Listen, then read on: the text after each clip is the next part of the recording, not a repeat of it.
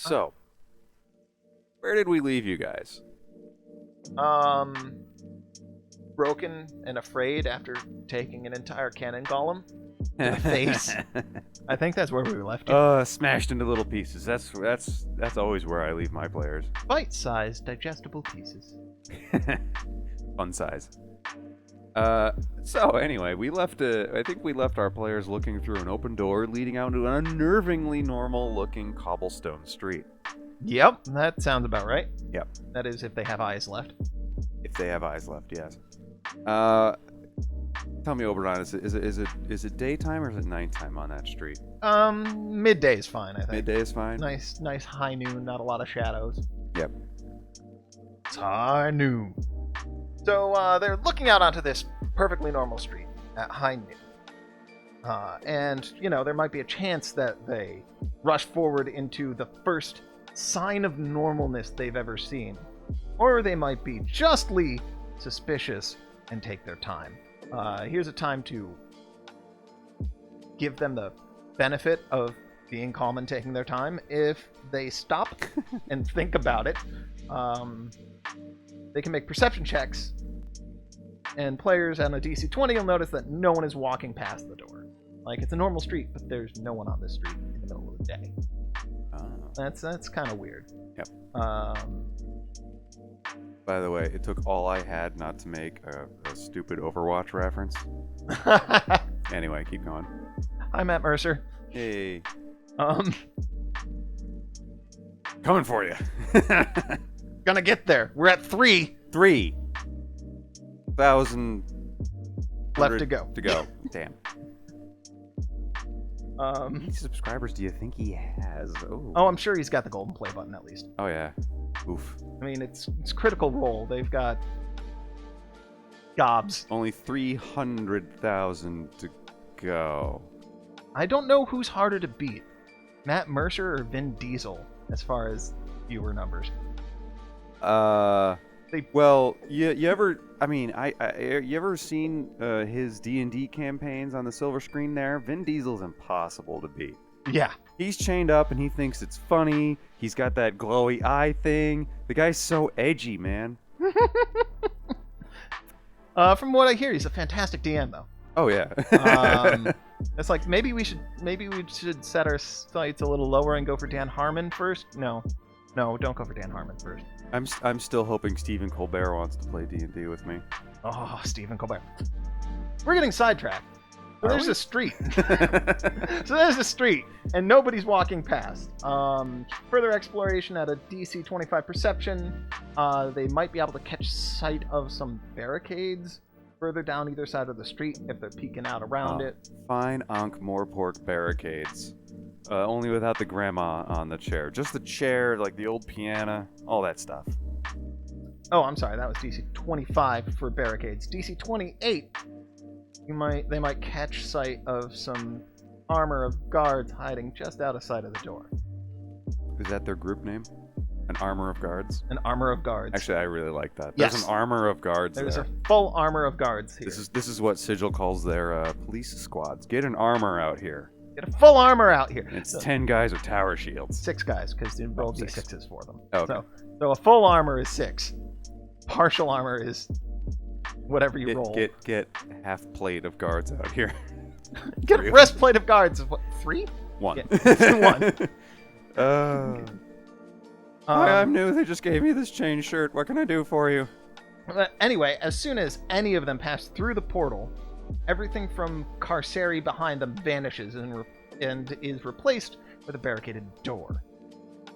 That is not to say that the people behind them lose sight of them. They still see person dithering around on the street. The person dithering around on the street cannot look back and see Carceri. Yeah, they just saw someone walk out of a wall. Yes. When anyone from the party makes their way out the door, they encounter a full armor. So 6 armed guards in gray and white padded leather. I like it. On either side of the door, demanding they halt in the name of the guards of... I never had a city name. Or a section of the city. Wait, it looks like you got half a name here. Something's crossing. Wait, let me look at the notes. Yeah. Let me look at the notes. Let's see. What do we got here? We got a map. We got. Hold on, let me click on it. A map. A map. Yay, we got a map. All right, so let's see. We got apartments. We got a park. We got an arch over in that square. There's a garrison here. Oh, so the garrison and the arch imply some sort of military thing. So,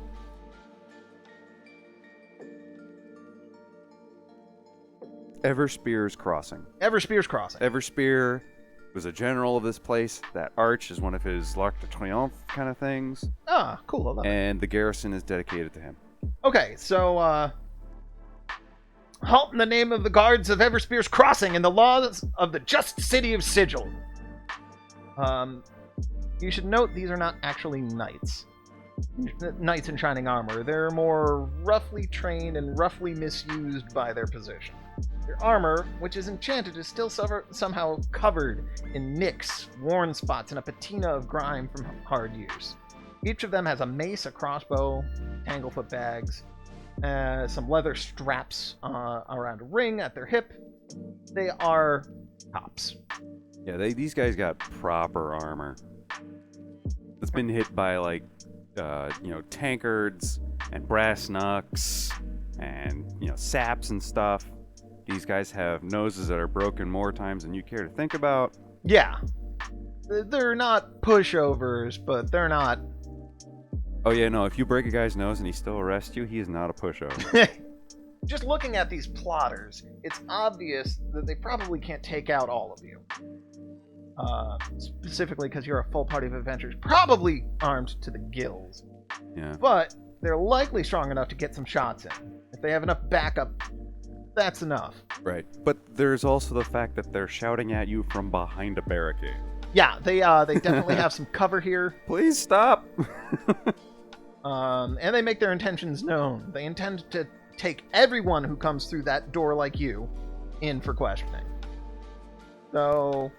your party might jump in and join the fray. You might just let a few people get arrested and then let the cops go away and then sneak out afterwards. It's your choice du jour. Right. But if your nephew that you just let join the game fireballs the guards, well, I guess that's the game we're playing now. Yeah. You might be able to talk your way out of it. Oh man, I totally did that once. I noticed I could cast detonate. That was amazing. On a dude's helmet, was that the one? Yeah. Yeah. I was not asked to return. But it's such a good little play there. You had a head. The guard. Fuck, F this guard. This guy's a dick. I've seen this video game before. So, yeah, if they don't immediately start murdering guards, they can talk their way out of it. You gotta convince the guards that they're good aligned enough or feel like enough of a departure from the occupant's usual underlings to let them kind of pass. Assume the cops have a 14-cent motive for whatever chicanery the party may try. So long as nobody draws a weapon, nobody takes a mace to the side of the head. Yep. If, however, there were to be a rumble, they're each assumed to be level 11 characters with stats for fighters of that level. We've included a small stat block in the notes. Yep. I didn't give you everything because you don't really need everything to run this combat, and they are pretty bog standard. If you choose to fight here, congratulations, these are ads for the rest of the dungeon, which I'm saying dungeon in quotes right now because it's a lot. Yeah, this is a couple city blocks, but this is their place. They'll show up wherever. Yep.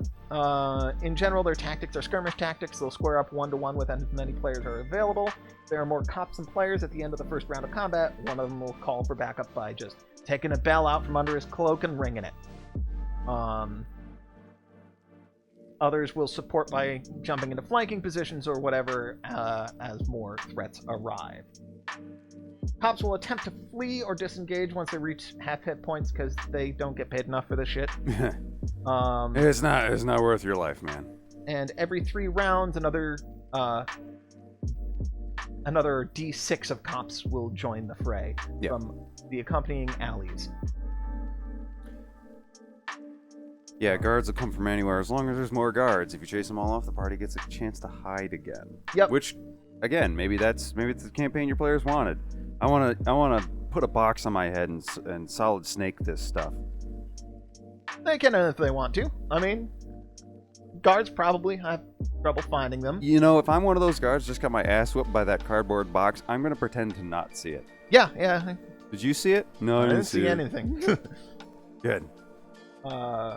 So yeah, if they're all retreated or they all are downed, the party can escape, or the party can surrender. In which case, they are taken in by the cops.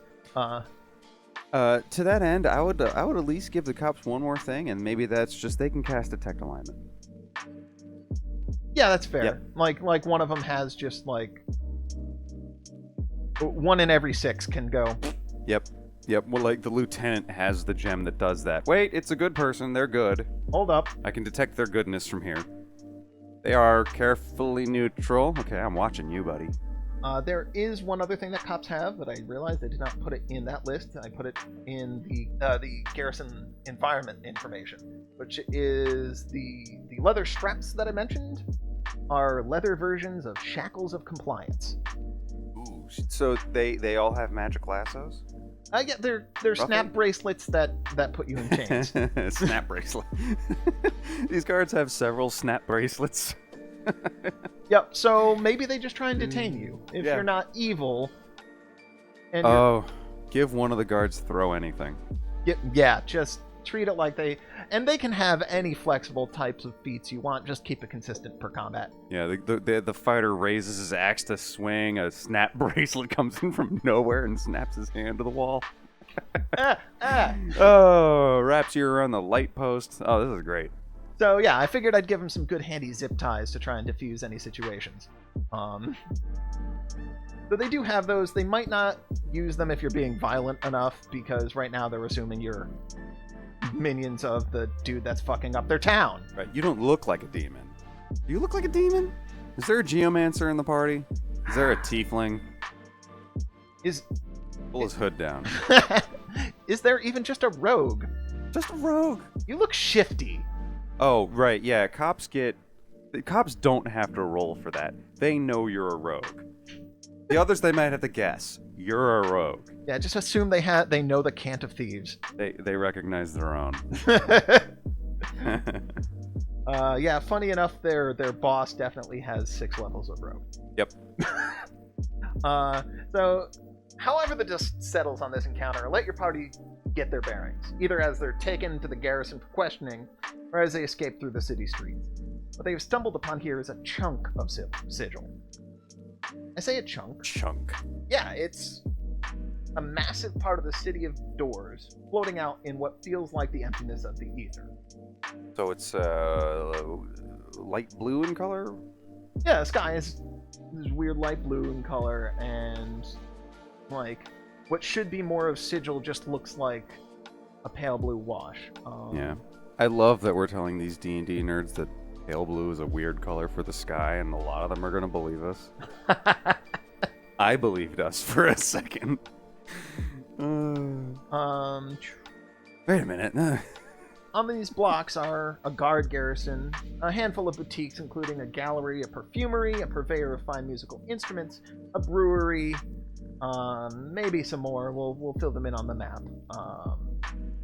As well as a common square, an inn, a bazaar, and a number of warehouses, as well as a pair of bars. As well as a pair of bars, park, and a pier dangling off into nothingness. The sun shines indistinct in the distance, as if it was shining from thousands of miles away.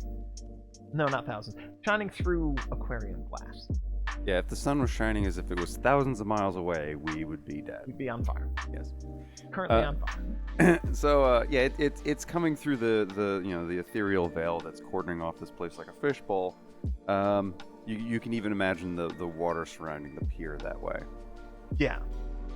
On the edges of that wall, where it contacts material like that, like the water, yep, gives off a little discharge. Yeah.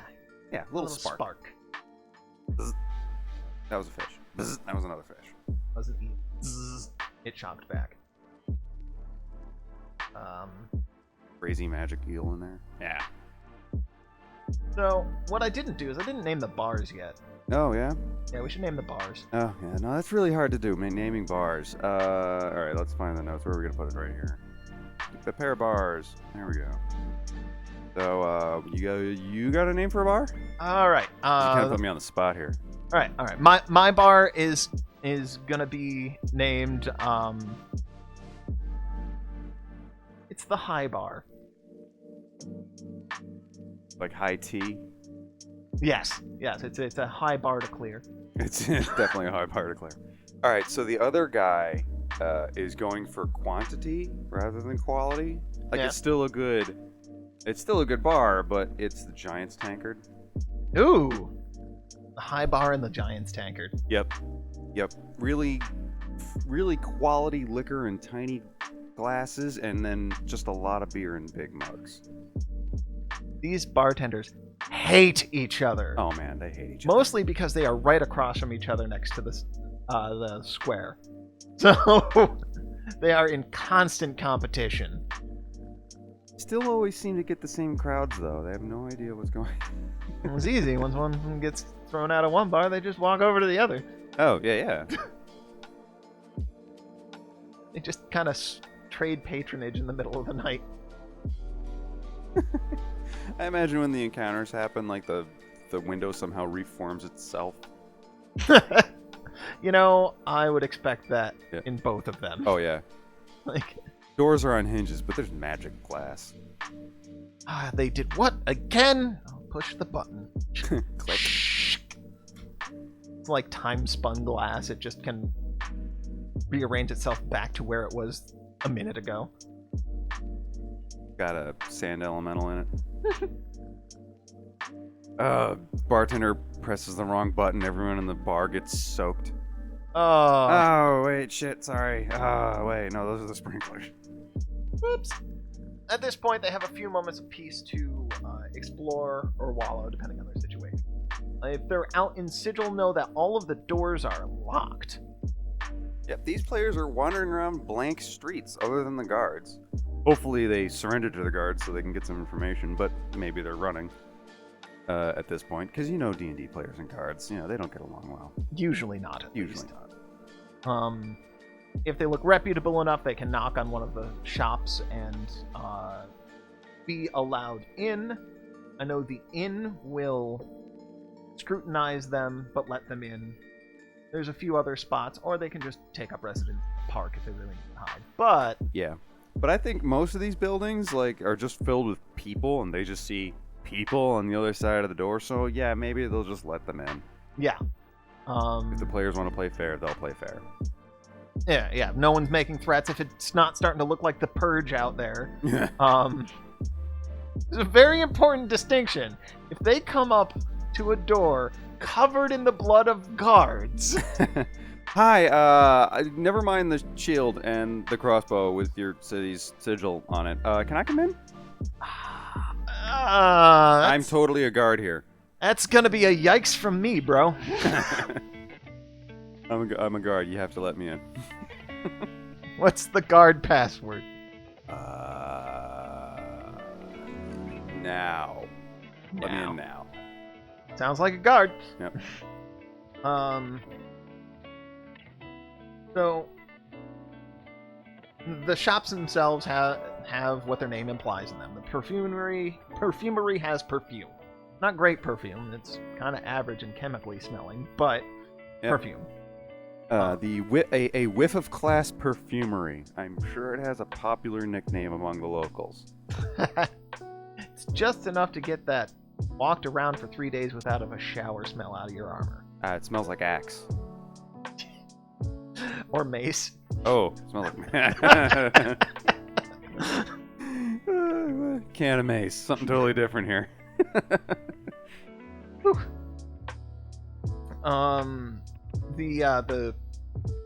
So the purveyor of fine musical instruments, Halen's Heavenly Harmonies, has musical instruments. Probably sheet music. Maybe some reagents for spells, for arcane spells, but be very limited in supply. Yeah, mostly they take the form of luxury items, because this is a bard's spell list. Yeah. The Halen himself is an Azamar. Ooh. So he's a floofy-looking Azamar who has a penchant for the dramatic. And he might not have noticed the chaos going on around outside. He might be in the middle of practicing his clarinet. Yeah, who knows? He's Squidwarding it up. Threshold Brew Works is named that because they're in Sigil. Yeah, I read that name. I was like, that's a great name. They also serve the two bars immediately down the street from them. Oh yeah, always use that local microbrew you got going on around. You'll at least get that dude's friends in. Expect that this is like a family of very stout dwarves. Stout. Yeah, no IPAs here. Nope. Just stouts. And maybe some cider for the hoity-toity place. When the head of the beer flows over the glass, they call it the beard. There it is, beard on your beer. Gotta have a beer with a good beard. Beard. Beard.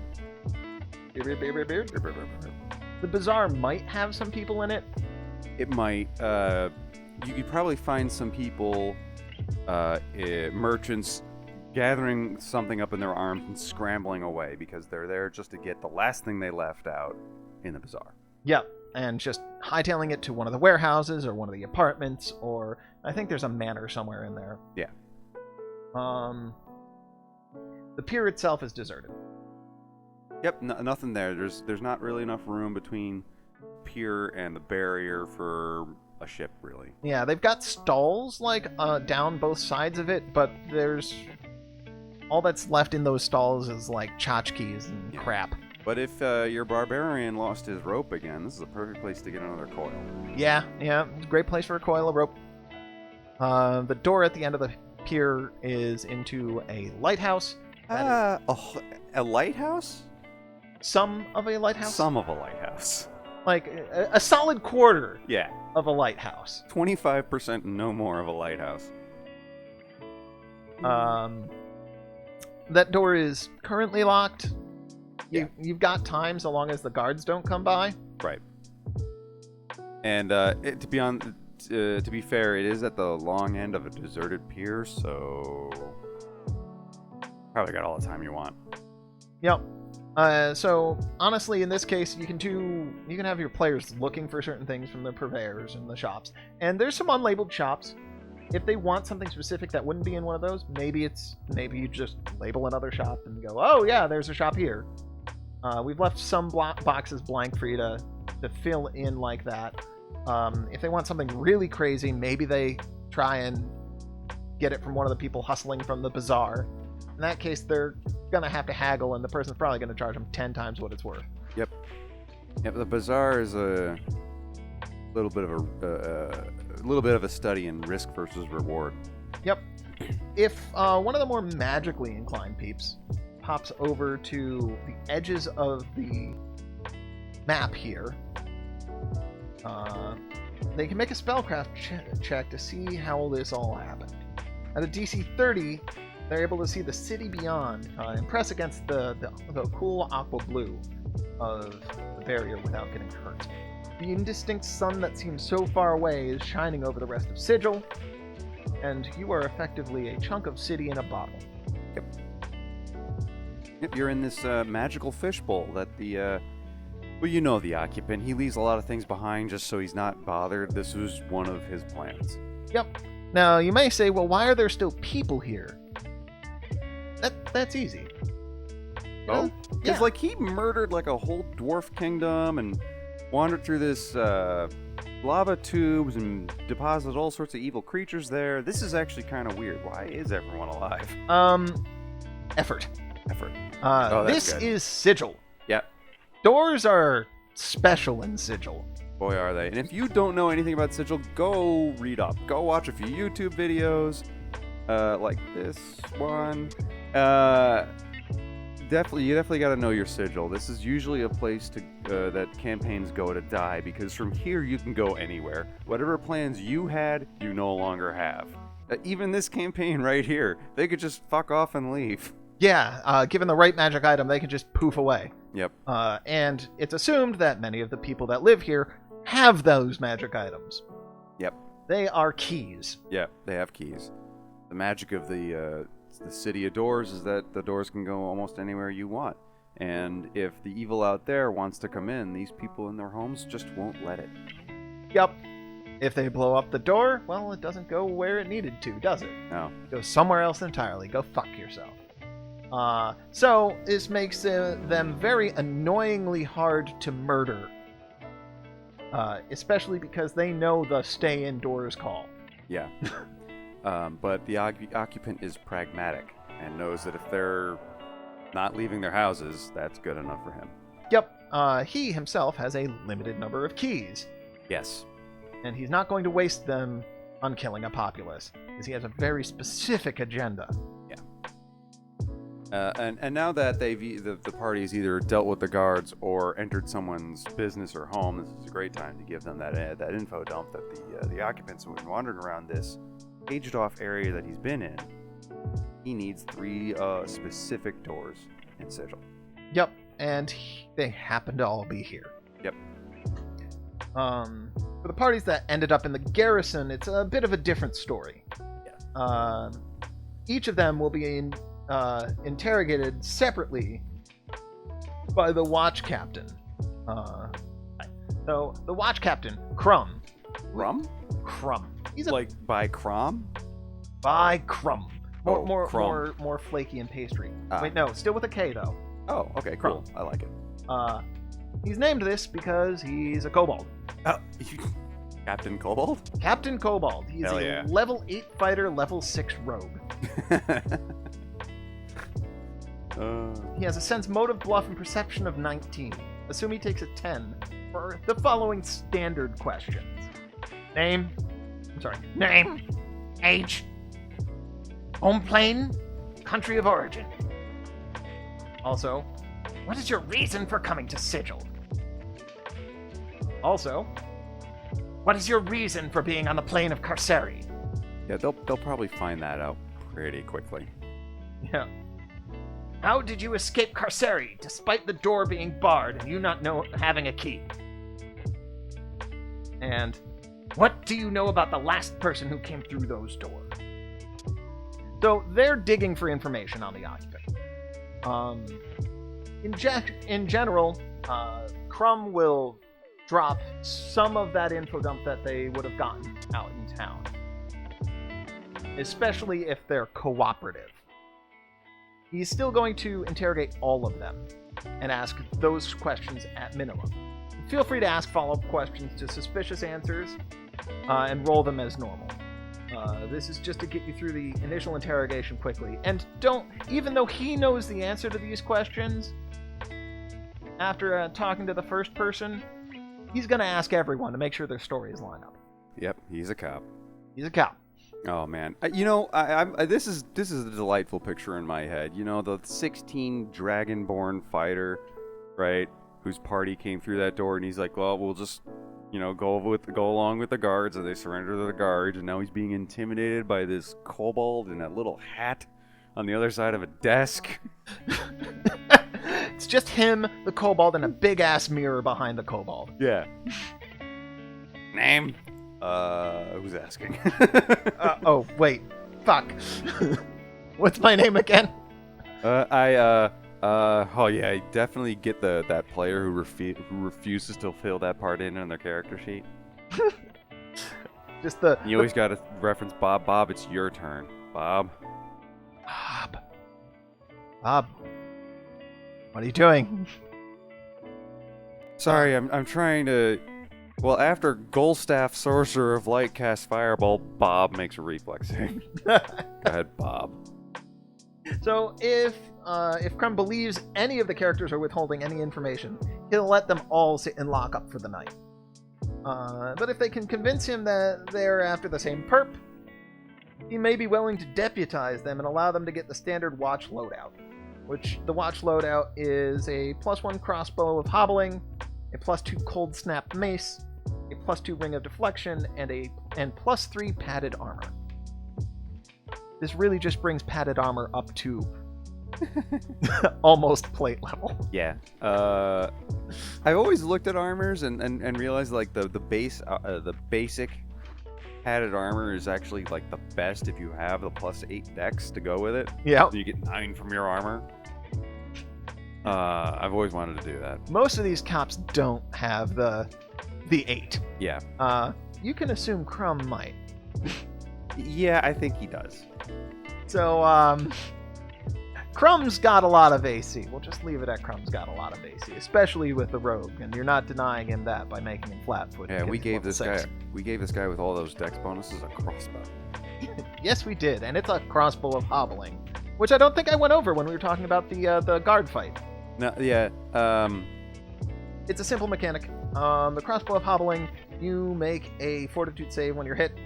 If you fail it, your movement speed is halved for 1d4 rounds, and your reflexes are made at -10 until you're not hobbled anymore.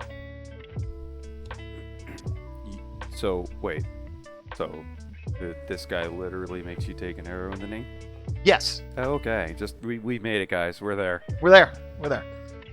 Funny enough, We completed the internet. does no additional damage. Doesn't seem like something terrible till you think about it. Oh, you're running away from the cops. That's why they're using the crossbows. Well, now you're not running so fast. Yeah. I'd like to maybe even say it's like a D2 dex damage, but I don't know. Maybe that's too much. Maybe not from these cops. Not from these guys. If it was from, like, a royal hunter of something, yeah, sure. Dex yeah. They can't afford that shit here. This literally just wraps the arrow around your leg. Yeah, it only lasts for a D4 round, so it's not really even permanently hobbling. Huh.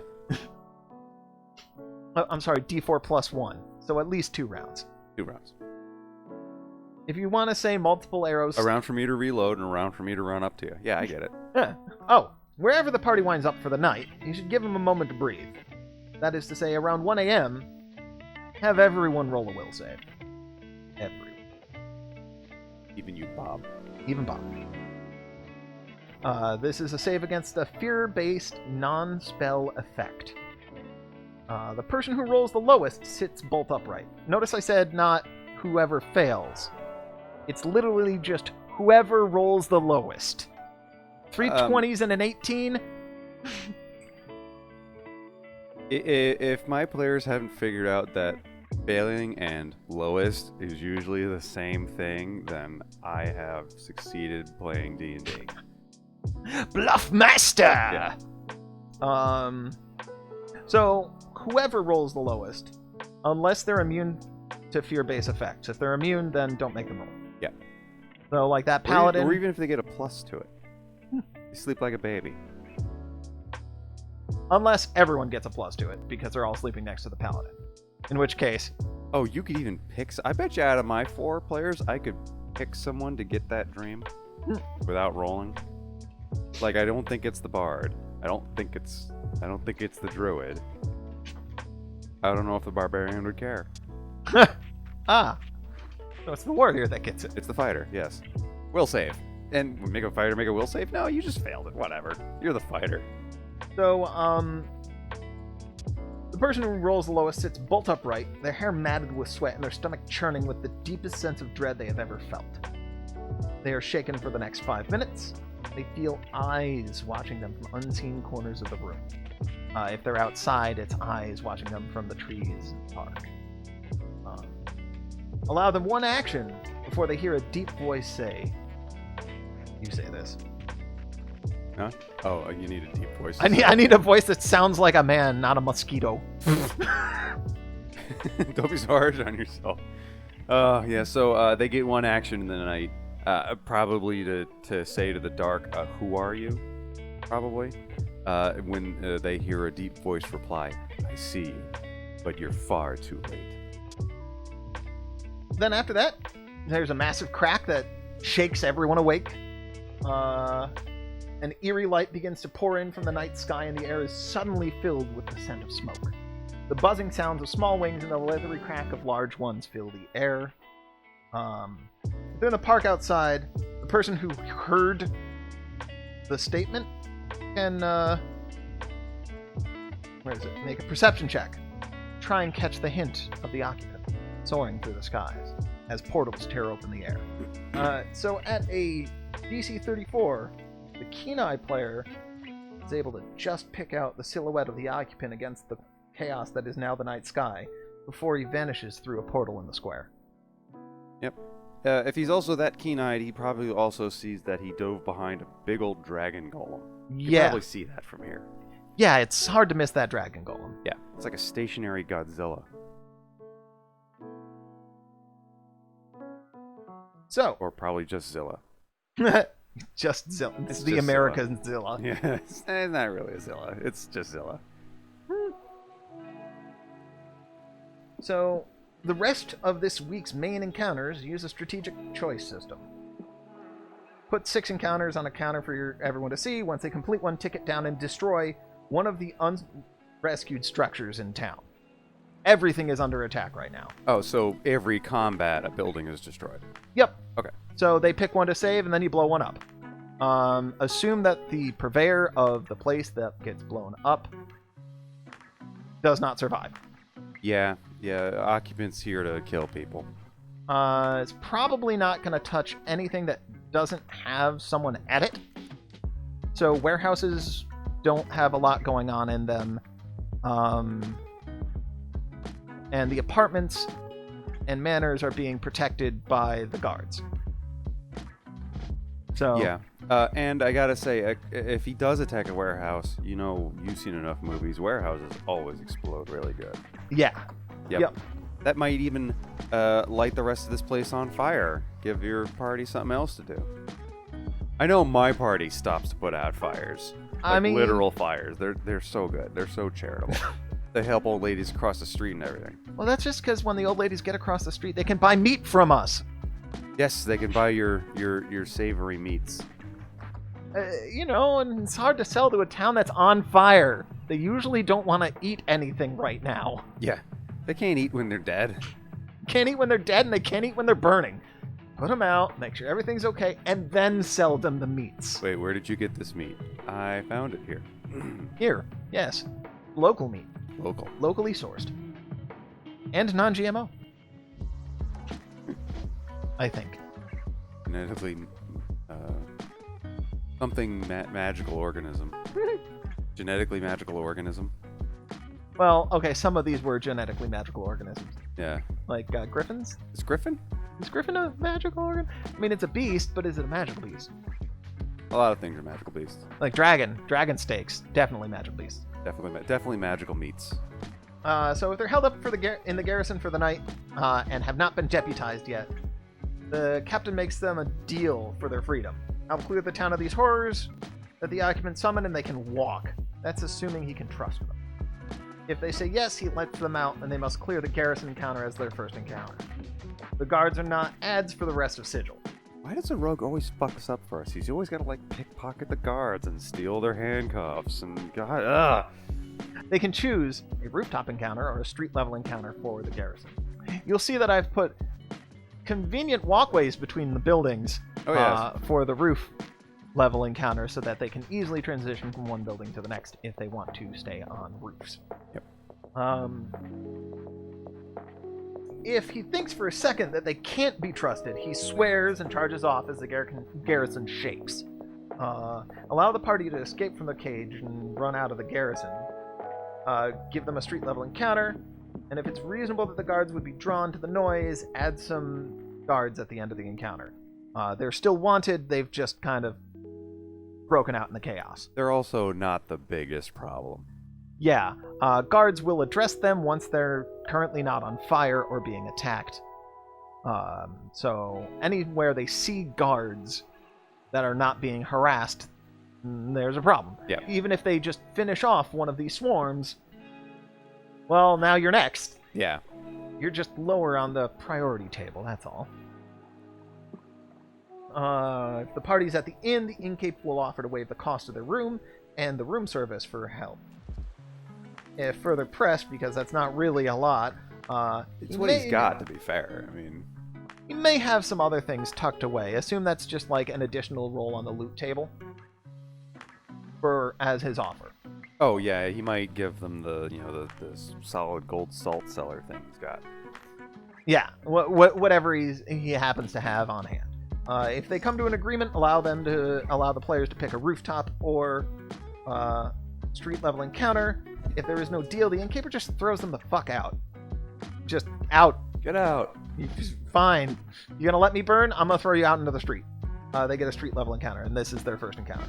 I have no idea how this level 1 expert forces these level 16 people out of his door, but more power. I trust that you as the DM is more than capable of being clever enough to get them out. I've got some deets on the innkeeper if they're staying at the inn that I did not yet drop. Oh. But the most important thing is the inn is willing to take customers at the beginning of the day at a reduced rate, seeing as there's no new people coming in or out. So he'll gouge the fuck out of you for room service, though. Man, this whole city's being threatened by evil spellcasters, and this guy's still... Well, this actually scans. This is a JRPG, isn't it? Yeah, it is. Okay. Signing in is a gaze spell that will force them to pay the bill. Oh, yeah, there we go. They can make a will save of DC 16, in which case their signature disappears, and he says, well, you can't have the key. You didn't sign in. Yeah, if you don't agree to the gaze, it doesn't doesn't work. So yeah, he can just exploit the gaze to throw them out if need be. Because they at a DC 16, almost everyone in the party would have to willingly take it. Yeah. And maybe it only affects the person that is the face of your party. Yeah, it's just the one guy, the cleric. The cleric has to leave. Yeah. Aw. The healer willingly walks out the front door into the encounter. Do you guys follow him? That's enough. There you go. And assume most people's business practices are just as skeevy in Sigil. Yeah. Everyone's trying to make a buck, and everyone's got at least some access to higher magics here. It's an upper plane. Yeah. Yeah. It's the outer plane. Or yeah, it's an outer plane, and it's a transit-based outer plane. You can get anything in Sigil. Really anything. Yeah. Yeah, you want some really kinky shit, you can get it. Now, if they're in the park, they just get to pick wherever their first encounter is. Doesn't the park kind of pick for them at this point? Right. Yeah. Right, there's something in the park, isn't there? There's something in the park. I mean, we just drew it on... Oberon just kind of drew it on the map there. Of course, there's going to be something there. It's the only It's really the only splotch of color. No. Not important for any reasons whatsoever. No, there's only a demon there. There's only a what? There's a what? Yeah, in the park there's a Merilith. Oh no! Yeah, the occupant cashed in a deal. He, as it turns out, didn't cast the barrier. Okay. Yeah, it was this chick. She's gonna stay here for as long as it takes to for him to take care of his business, or if she's destroyed, the barrier will eventually come down. It may take a few days to fade completely. Yeah, it's some big long working magic, and she's been hiding out in the park just making sure it works just fine. Yep. So and maybe she's probably the thing keeping everyone inside. Yeah, because these swarms are only here when he passes through. Yeah. And that's more to keep him to his end of, it's a low-level summon spell. I can just... They're only CR 10s and 15s. That doesn't take a lot of energy for me. For him. Oh, where does he keep getting all this stuff? Deep pockets. Deep pockets. He's a level 10 rogue with just a lot of magic items. Yeah, or something. Anyway, the Merilith, the six-armed she-demon, holds up the barrier. So kill her, and you will successfully, eventually delete the barrier. Yep. Run from her, and you'll successfully not run from the barrier because you can't. Right. Yeah, she'll get you. She'll follow you all around this place. Yeah, she has your scent. Jesus. Yeah, I mean, you're the first amusing thing to have trolloped into her park in days. Yeah. She's gonna make some sport of you. And once the occupant has shown that he's returned, obviously she's got to sit up and look like she's actually trying. Quick, the boss is here. Look busy. So, deal with the Marilith, run from the Marilith. Eventually, you're still going to have to deal with the Marilith. Yeah. Yep. This is also true of anyone crossing through the park. Indeed. If you cross through the park, the Marilith's going to get you. Yep. So, in that case, just kind of draw a straight line unless your characters are carefully saying that they do not enter the park. Very casual. So, do you go through the park? Yeah. Very casual. You just said you went from here to there, and that So takes you through the park. Like this? You just draw a line. Like this, rub it right through your dry erase marker. So, in general, each of the different areas have their own special rules for the environment. I'm not going to go through them all. There's a ton. Yeah, we made a big old table for you. When appropriate, allow them to pick a rooftop encounter or a street level encounter, and just kind of add those to the environment roles for that combat. What they're actually fighting is, well, we've got 6 beautiful little swarms of things. Little swarms. Well, beautiful giant swarms of things. Beautiful big ass swarms of little things. Yes. We have swarms of cackling skulls. Ooh. Swarms of plague locusts. And we have swarms of dragon whelps. Mm-hmm. Yep. Oh, those dragon whelps are gonna cover you in acid. It's gonna be a bad time. There's links to all of those in the document. It's very easy to kind of follow what they do. They're not terribly complicated. The swarm mechanic is if you occupy any of the spaces that a swarm occupies, you take the damage. Yep. And that's kind of it. They all have high armor class because they are diffuse. Yeah, it's hard to hit with a slashing weapon, but like fireball is just good for this. Yeah, fireball's great for this. Yep. Fireball's also great for blowing up like the perfumery. Oh yeah. Remember, those warehouses explode real good. Yep. We've also included 3 other kinds of swarms, which are just those first 3 swarms reskinned into other things. Yeah, because the occupant's got range. Got depth. He's an artist. Damn it. So we've jiggered the swarm of cackling skulls into a swarm of shrieking ghosts. They're just exactly the same, except instead of cackling, they're shrieking, so it's horrifying.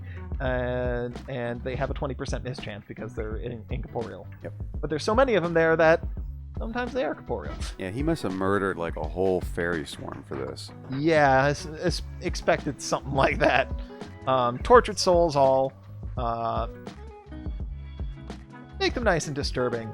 Have them like float through people to do their damage and shit. The dragon whelps become imps, and the damage goes from acid to fire, and now they're devils. Yep. Simple. And then you've got a nice little parry here for the locust plague. What? Oh yeah, the locust plagues. I think that's backwards in the notes. The plague locusts. Right. Plague locusts will summon other swarms. I think of themselves, but maybe lesser swarms. So you're just gonna have to get creative. Go open your book, look at another swarm. Yeah, or just use the other swarms we have here. Right. You can do that too. But the Hell Raven swarm, the reskinned plague locust swarm, they don't have stingers, but they have sharp beaks and feathers.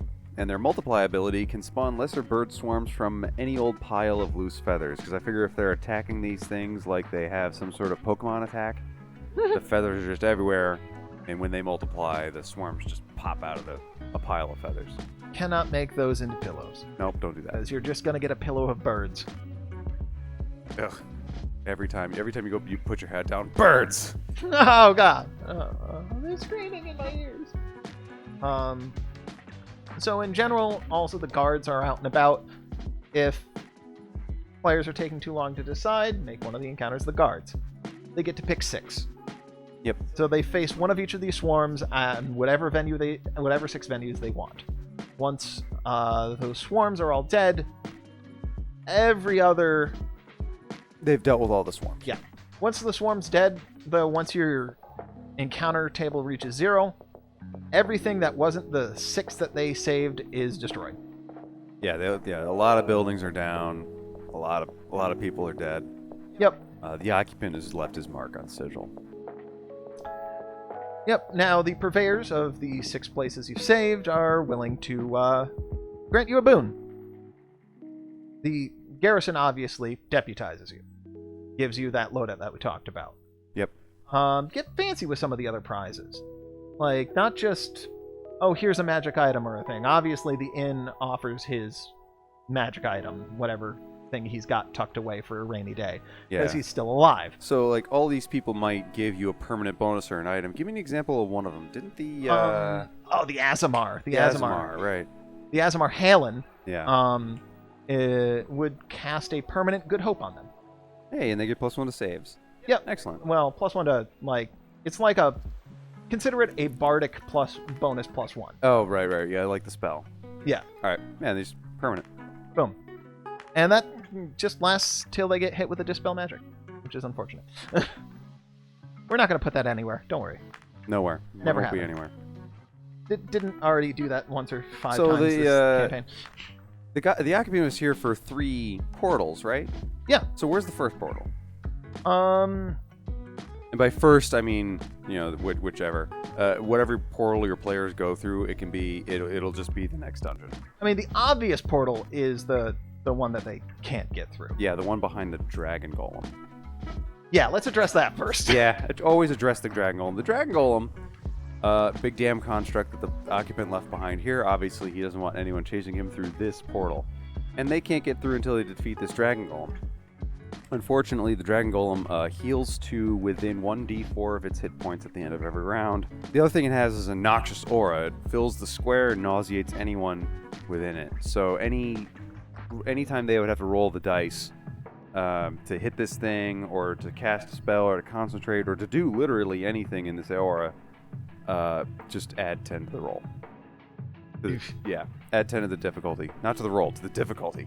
Oh, yeah. My armor class is 40 now. Fuck off. Right.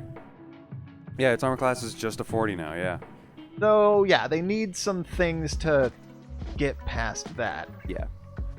Unless they can, like, kill it in 1 round from a distance. And, if they can do that, congratulations. Yeah, go to the last dungeon ahead of time. You guys can handle it. Give them a level, let them go to the last dungeon. Yeah. So, I believe the Merilith was probably protecting one of the other ones. That's my gut. So I think so, yeah. She was probably standing near one of them.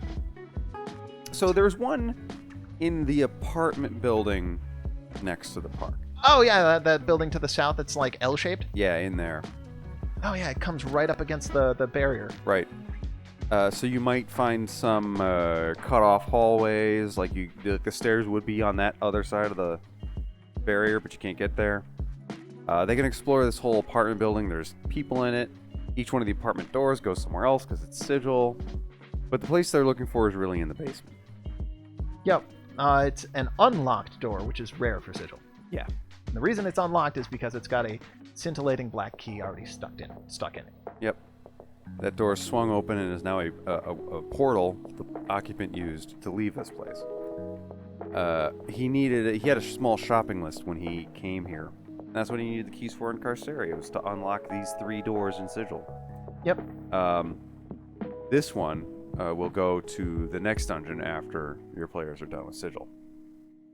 Now, if they didn't think of the Merilith, there's still one other option that they might have come up against. Yeah, they might have already explored this at the end of the pier to the north. Yep.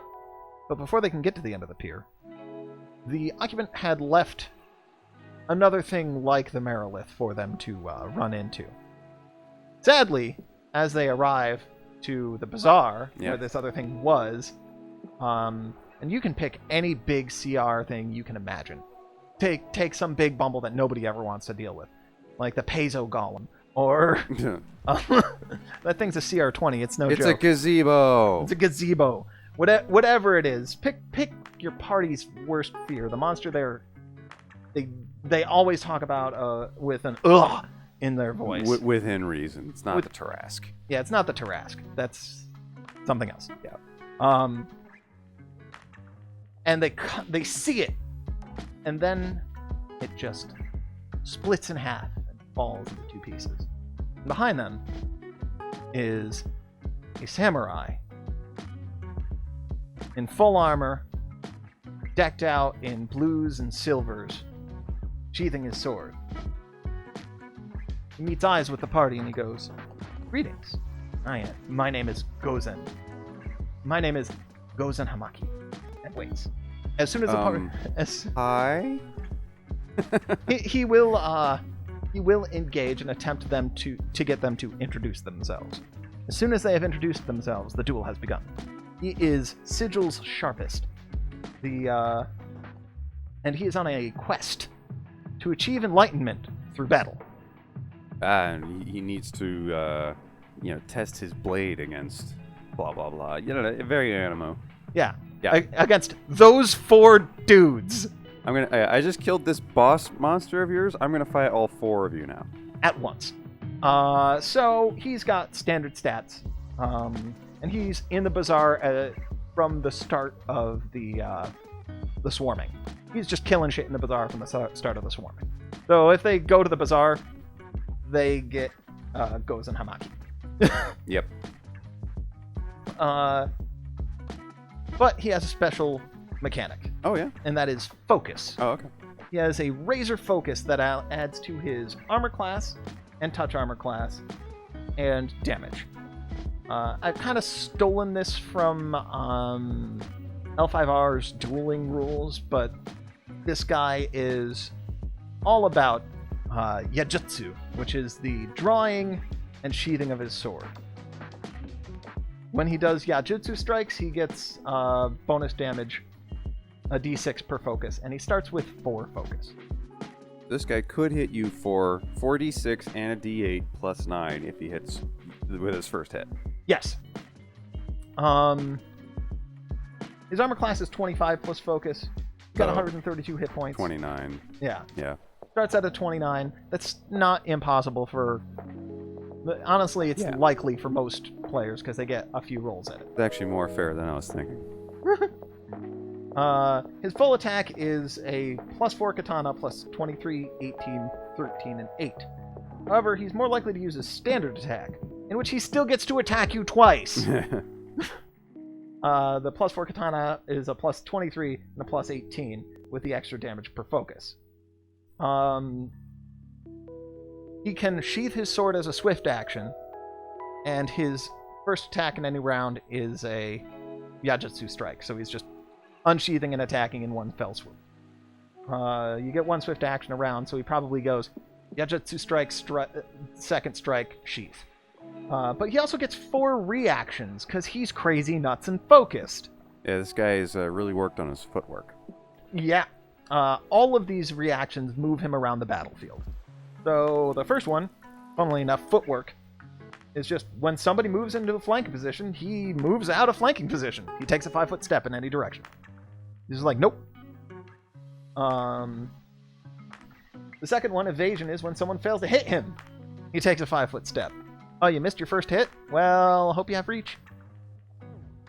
This guy's annoying. His third reaction is dive for cover. When somebody would cast a spell, he can make a 20-foot leap in any direction. If the spell is targeting him, the caster must make a spellcraft check, DC of his current armor class, or they fail to properly target him. He dives behind a stall in the bazaar, you fireball the stall. Yep. You might still catch him in it. Somewhere in the distance, you hear someone going, "My cabbages!" And then at the end of every round, goes and gains +1 focus. If he would take damage, he must make a will save, with the DC being the damage he's taken, or lose a focus. Fireball! I lost a focus. Yeah, it kind of shakes you out of it. I would say, additionally, like for every 5 he fails it by, he loses an additional focus. So you can fireball him out of all of his focus. I've conscientiously chosen not to do that. Yeah? If only because they get 4 attacks a round on him, and he can only gain 1 focus a round. So if they just go miss, he's like, fine, I'm going to fuck you up now. Yeah, but the chances of that happening are low. The only way he gets a snowbally level of focus is if people take their time and fuck around. And you cannot take your time and fuck around in a Yajutsu duel. Or in D&D, but that seems to happen anyway. Yeah. So get past him and you can get to the pier and the lighthouse where the other portal is. Yeah. In the lighthouse, they can pick the lock and enter the 25% of this lighthouse that there is, and they find a dead human on the floor. He was the lighthouse keeper and fell from a great height. The barrier cut right through the structure, making it narrow and hard to maneuver. And since the stairs went around the inside of the wall, you only have 25% of the stairs to use. It turns into this very strange rock climbing wall. They might end up touching the barrier and taking incidental damage. What damage does that barrier deal? I would literally pick a random die out of your bag every time. Just roll it and It's unpredictable. It does this much damage. pick an element that's the same color as the die. Yep. It's steel damage. I have a D30 in here. 30. 30 steel damage. A lot of ones. What's 30 steel? Well, I don't know. Are you fairy type? Yeah. No. 45 steel damage. No, I'm not. Anyway. Once they climb up the inside of this, they'll find themselves inside the glass housing of the lighthouse. There's a door in this glass wall that leads to the catwalk on the outside. This door has been turned into a portal. So as long as they finished off all the swarms and get to one of these places, Yeah. give them a level. Especially if they defeated the Merilith. She's a CR-17. Yeah, the Aijutsu master himself is not a joke, but is not even really a CR-16. So, Yeah. but he's hard enough on his own. Absolutely. So, yeah, once they get to one of these portals, they can level up and head on through. And I think that's a good place to leave it off for the week.